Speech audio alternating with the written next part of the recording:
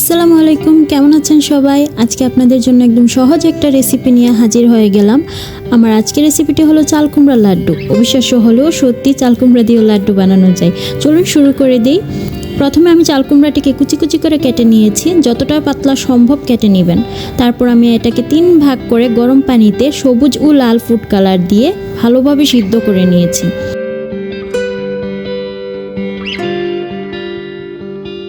তারপর যে কাজটা করেছি, পরিমাণ মতো চিনির শিরাতে এলাচি, দারচিনি ও তেজপাতা দিয়ে চাল কুমড়াগুলোকে ভেজে নিয়েছি।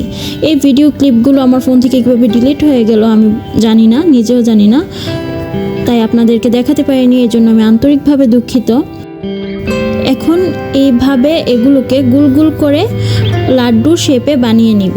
হয়ে গেল চাল কুমড়ার লাড্ডু। কেমন হয়েছে রেসিপিটি কমেন্ট করে জানাবেন। ধন্যবাদ সবাইকে, ভালো থাকবেন। আল্লাহ হাফেজ, টাটা।